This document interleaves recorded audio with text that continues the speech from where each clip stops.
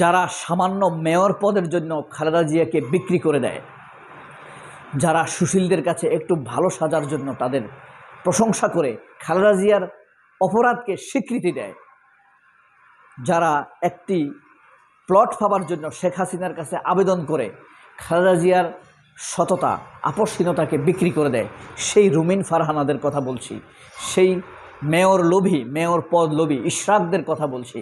এরা কিভাবে খালেদা জিয়াকে মুক্তি করে দেয় জানেন? এরপরে বলছি আসল কথাটি। এই ইশরাক কোনো দিন তাকে কেউ চিনত না।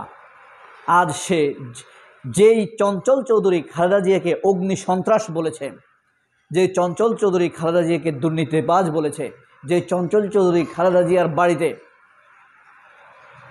পোস্টার টাঙ্গিয়ে দিয়ে এসেছে অগ্নি সন্ত্রাস বলে, সেই চঞ্চল চৌধুরীর হাতে ইশরাক পুরস্কার তুলে দিয়েছে, শ্রেষ্ঠ অভিনেতার পুরস্কার। এই সেই ইশরাক। এরা নাকি খালেদা জিয়াকে ভালোবাসে। এরা সুযোগ পেলেই এই খালেদা জিয়াকে বিক্রি করে দেবে। এরা সুযোগ পেলেই তারেক রহমান বিক্রি হয়ে গেছে কিনা জানি না, তারেক রহমানকেও বিক্রি করে দিবে। জিয়াউর রহমানকে তো অনেক আগেই তারা কমার্শিয়াল প্রোডাক্ট বানিয়ে ফেলেছে, তাকেও বিক্রি করে দিবে। যেই রুমিন ফারহানা একটি 10 কাঠার প্লট পাওয়ার জন্য, যেই খালেদা জিয়া যেই বিএনপি তাকে সংসদে পাঠিয়েছে কথা বলার জন্য, প্রতিবাদ করার জন্য, সেখানে গিয়ে তলে তলে আপোষ করে প্লটের জন্য আবেদন করে, সেই রুমিন ফারহানারা একটু সুযোগ পেলেই খালেদা জিয়াকে বিক্রি করে দিবে। একটি বাড়ি ফেলে বিক্রি করে দিবে, একটি প্লট ফেলে তারা বিক্রি করে দিবে। যেই নজির এই রুমিন ফারহানারা রেখেছে। কিন্তু এদের লজ্জা নেই, এদের গলাবাজি কমবে না, এদের হাঁক ডাক কমবে না।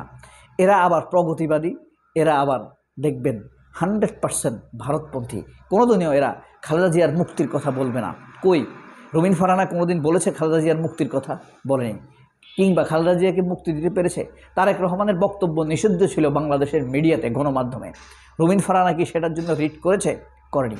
একটি কথা বলেছে? করেনি। এরাই মূলত জামায়াতের বিরুদ্ধেও বলে যাচ্ছে। তবে এসব ইশরাকদের কথা, রুমিন ফারহানা, মির্জা ফখরুল, গয়েশ্বর রায়, রিজভী, এদের কথা পাবলিক বিশ্বাসই করে না। এদের বিএনপিতে যারা খালেদা জিয়াকে বিক্রি করে দেয়, দলকে বিক্রি করে দেয়, জিয়াউর রহমানকে বিক্রি করে দেয়, তারা ব্যতীত অন্য সকল নিঃস্বার্থ সমর্থকেরা, কর্মীরা খুবই দ্বিধাদ্বন্দ্বে আছে তারেক রহমান বা খালেদা জিয়ার আসলে স্ট্যান্ড কী। কারণ মির্জা ফখরুল, রুমিন ফারহানা, এসবদেরকে, আমির খসরু মাহমুদদেরকে এদের সাধারণ নিঃস্বার্থ নেতাকর্মীরা চিনে ফেলেছে। এদের স্ট্যান্ড কী এসব নিয়ে বিভ্রান্ত।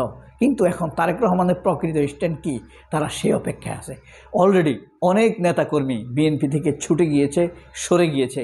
অনেকে স্পষ্ট মুখ দিয়ে বলবে, আমি বিএনপির স্লোগান দেব, বিএনপি করব, বিএনপির পদেও থাকব, কিন্তু ভোট দিয়ে আসব জামায়াতকে। আমি অসংখ্য মানুষকে কথা বলতে শুনেছি।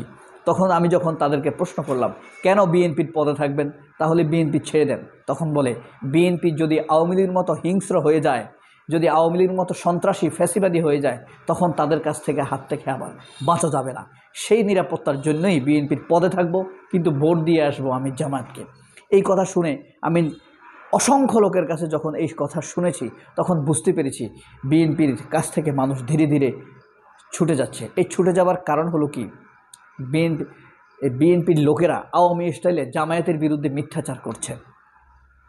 জামায়াতকে তারা মাথা তুলে দাঁড়াতে দিবে না। কারণ আসলে প্রকৃতপক্ষে জামায়াতকে মোকাবেলা করার আদর্শিক নৈতিক শক্তি এই তথাকথিত এখন বিএনপির যে 500-700 নেতাকর্মী আছে, কেন্দ্রীয় বা মধ্যম লেভেলের, অথবা জেলা পর্যায়ে 64-65 জন বা 200 জন, মোট টোটাল 500 বা 550 জন লোক, এরা ব্যতীত বিএনপির এখন আর কোনো রাজনীতি নেই। বিএনপির আসলে রাজনীতিই নেই।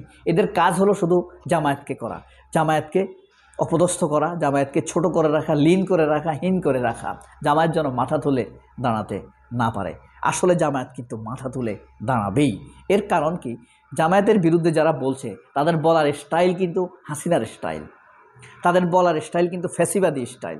এই যে পাবনাতে একজন বলল, হাবিবুর রহমান হাবিব, বিএনপির চেয়ারপারসনের উপদেষ্টা, সে কি বলল, পাবনা জেলায় কোনো জামায়াতের লোক ইমামতি করতে পারবে না, আজান দিতে পারবে না। বুঝতে পেরেছেন? তাহলে এটা কি, কাদের কথা? ফ্যাসিবাদের কথা, শেখ হাসিনার কথা। এরা স্টাইলটা কি, কথা বুঝতে পারছেন? এটা কি তার কথার উপরে নির্ভর করবে? কোনো মাদ্রাসা মসজিদ কি সরকারের টাকায় চলে? প্রশ্নই আসে না। জনগণের টাকায় চলে, 1 টাকা 2 টাকা 5 টাকা দিয়েই চলে। কোনোদিন কোনো সরকার কি ভেবেছে কোনো ইমামের বেতন বৃদ্ধি করতে হবে? ইমামের জীবন কষ্টে কাটছে, ইমামের লাইফস্টাইল চেঞ্জ করা দরকার। কোনোদিন কোনো সরকার এটা, হাসিনার সরকারও করে নাই, ফখরুলও করবে না। ওই যারা এই জামায়াতের বিরুদ্ধে এভাবে কথা বলছে, তাদের কথা এখন আর মানুষ ন্যূনতম 4 আনার বিশ্বাসও তাদের উপরে নেই। এই অবিশ্বাসী জামাতকে শক্তিশালী করে তুলেছে, আরও শক্তিশালী করবে।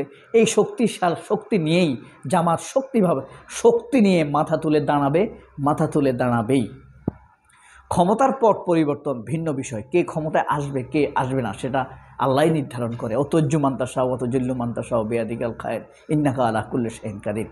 ক্ষমতা আল্লাহ নিয়ন্ত্রণ করে। আল্লাহ যখন যাকে খুশি ক্ষমতা দেন, যখন যার কাছে থেকে খুশি ক্ষমতা নিয়ে নেন, যখন যাকে খুশি সম্মান দেন, অত এজ্জু মান্তাসাহ অত জেল্লু মান্তাসাহ, ইজ্জত দেন আবার ইজ্জত কেড়ে নেন।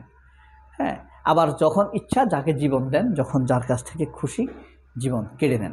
এটাই আল্লাহর নিজস্ব একদম শক্তি, এখানে কেউ প্রভাব রাখতে পারে না। এ কারণেই ক্ষমতায় আসুক আর না আসুক, জামাত মাথা তুলে দাঁড়াবেই, এতে কোনো সন্দেহ নাই। এখানে সন্দেহ রাখার অবকাশ নাই। কারণ কি, আপনি আপনার বিবেক দিয়ে, কাউকে জবাব দেওয়ার প্রয়োজন নেই, শব্দ করার প্রয়োজন নেই, বক্তৃতা বিবৃতি দেওয়ার প্রয়োজন নেই। শুধুমাত্র চোখ বন্ধ করে আপনি 2 মিনিট ভাবুন, তুলনা করুন জামায়াতের সাথে বা অন্যান্য রাজনৈতিক দলগুলোর নেতাদের সাথে। জামায়াতের লোকরা সুফি ফেরেশতা, কথা বলার কোনো কারণ নেই। তাদের মধ্যে চোর আছে, বাটপার আছে, প্রতারক আছে, মানুষের টাকা মেরে দেয় এরকম লোক আছে, ট্যাক্স ফাঁকি দেয় এরকম সব ধরনের খারাপ অপরাধী লোকই আছে তাদের মধ্যেও। কিন্তু আপনি যখন অন্যদের সাথে তুলনা করবেন, দেখবেন তাদের তুলনায় এদের সংখ্যা অনেক অনেক ফার লিটল কম, অনেক কম। সেই কথা বলছি, জামাত তো ফেরেশতাদের দল না, এই দেশের মানুষের পার্টি, এদেশের মানুষ দ্বারাই পরিচালিত হয়। সুতরাং কিছু চোর বাটপাল ধান্দাবাজ রয়ের সদস্য, ডিজিএফআইয়ের দালাল, ভারতের দালাল কিছু তো থাকবে। তবে অন্য দলে যেখানে 10টি, এখানে সেটি 1টি। আতঙ্কের বিষয় হবে তখন যখন দেখা যাবে এই সব অপরাধীদেরকে জানার পরেও জামাত শাস্তি দিচ্ছে না, শাস্তির আওতায় আনছে না। আতঙ্কের বিষয়, ভয়ের বিষয় হলো আস্থা নষ্ট হওয়ার বিষয় হবে সেটি।